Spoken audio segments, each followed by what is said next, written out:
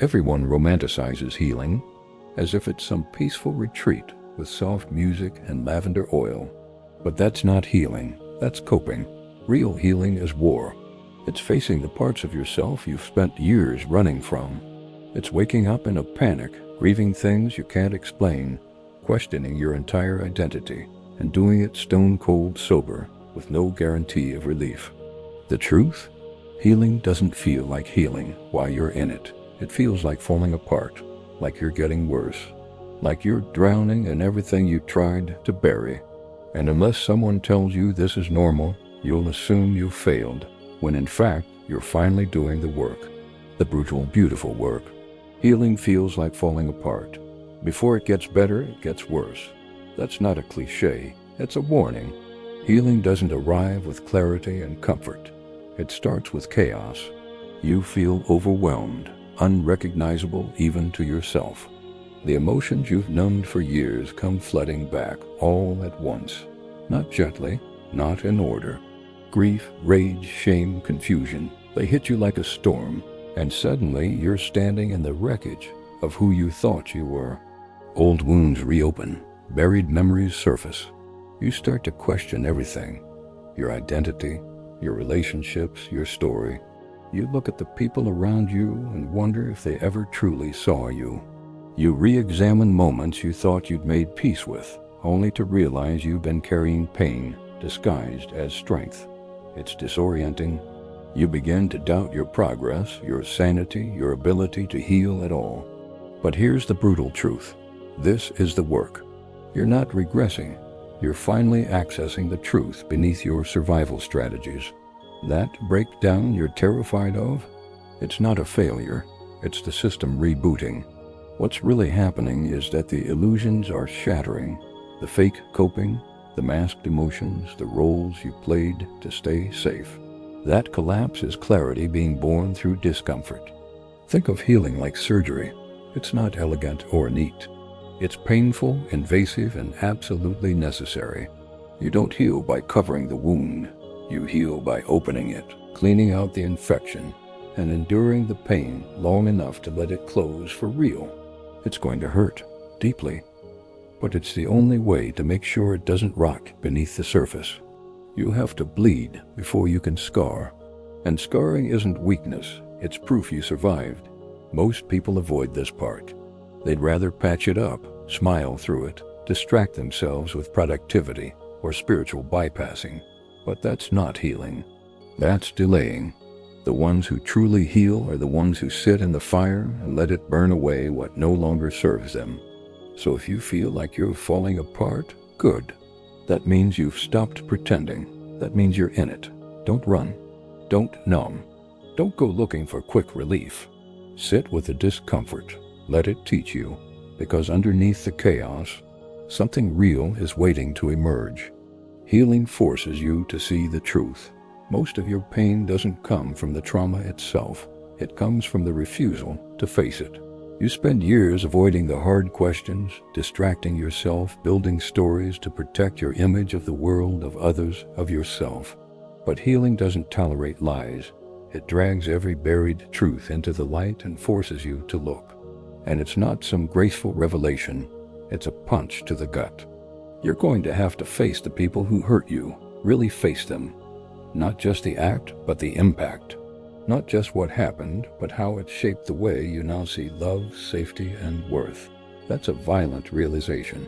Because sometimes the people you loved most were the ones who failed you the worst.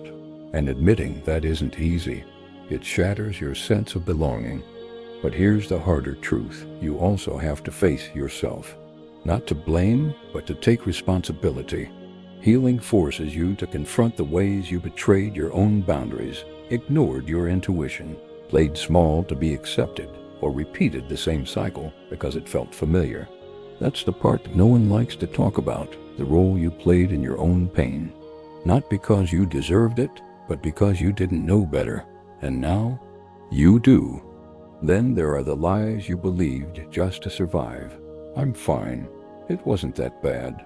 I'm the problem. They did their best. These narratives kept you safe when you didn't have the tools, but healing requires you to outgrow them. to strip away those mental crutches and walk forward without illusion. And when you do, it hurts, because truth doesn't feel good at first. It feels like loss, like you're letting go of your whole story. You'll grieve the version of you that had to fake strength just to keep going. That version served you. It got you through the worst, but it wasn't built to last. Healing means burying that mask and honoring what it protected. That grief is sacred. That grief is growth, because the truth is this: you can't build a real life on a false foundation. If you want peace, if you want clarity, if you want freedom, the truth has to come first. It's uncomfortable, it's confronting, but it's the only path forward. You can't heal in denial. You can only heal in truth. Healing will isolate you. Healing will cost you people. Let that sink in. You'll outgrow friendships, family dynamics, and romantic connections that were built on shared wounds rather than shared values. The moment you stop playing your old role, the caretaker, the peacekeeper, the one who tolerates too much, people will pull back. Some will guilt you. Some will vanish. And yes, it will hurt deeply. But don't confuse solitude with failure. This isolation is not punishment, it's purification. When you stop betraying yourself to belong, your circle naturally shrinks. What's left is space, space to rebuild, space to breathe, space to meet yourself without noise. That silence, that discomfort, it's sacred. It's where transformation actually happens, far from the chaos, far from the masks, far from the need to perform. Most people try to skip this part. They want the healed version of themselves without leaving the environment that broke them. They want clarity while staying entangled in dysfunction. But it doesn't work like that. You can't find peace in the same place that created your war. If you stay, you'll keep shrinking to survive. If you leave, you'll grow, but you'll be alone for a while. That's the cost. And also the gift. This is where most people turn back. They crave the comfort of the familiar more than the freedom of the unknown. But if you can stand in the silence, if you can bear the loneliness, you'll begin to rebuild a life aligned with who you truly are, not who you had to be. And just when you think you've found your footing, it hits again. A trigger, a setback, a relapse into old patterns. That's where the next part comes in. Healing isn't linear or predictable, because even after the breakthrough, the work continues, and it doesn't move in straight lines. Forget the clean timeline you imagined. It doesn't exist. Healing doesn't unfold in a straight line. There are no fixed stages, no predictable schedule. Some days you'll feel grounded, clear, and strong. The next day, a song, a scent, or a random comment can send you spiraling. That doesn't mean you're failing. It means you're still in it. This is what healing looks like. Healing is a cycle, not a destination. You begin with awareness, that painful clarity when you finally see the pattern. Then comes grief, mourning who you were, what you endured, and what you lost. Then anger, raw, eruptive, honest. And if you stay with it long enough, you reach acceptance. Not condoning, but recognizing. From there, growth begins. Not in giant leaps, but in quiet, uncomfortable steps. But here's the part no one tells you. You don't go through that cycle just once. You revisit it, again and again. Each time the pain hits a little differently. Each time you access a deeper layer. This isn't regression, it's revelation. You're not back at the start. You're just peeling away another mask, touching another wound, stepping closer to your core. People expect progress to feel like elevation, but sometimes it feels like falling, like questioning everything again, like wondering why you're still triggered. But that's not a sign you're stuck. It's a sign you're ready for deeper work. You're not repeating, you're refining. Don't measure your healing by how stable you feel. Measure it by how honest you're willing to be with yourself when things fall apart. Again, the more you heal, the more nuanced the work becomes. And yes, it's exhausting, but it's real, and it's yours. Healing requires brutal self-responsibility. Yes, people hurt you. They betrayed your trust, crossed your boundaries, and sometimes broke you in ways words can't capture. You didn't deserve any of it. Let's be clear, healing is not about justice or fairness. Life doesn't owe you an apology. Holding on to that expectation only keeps you chained to your past wounds. Healing demands something far harsher, reclaiming your power despite everything. For too long you've been pointing outward, blaming others for your pain, waiting for them to change, to fix, to acknowledge what they did. That's understandable, but it's a dead end.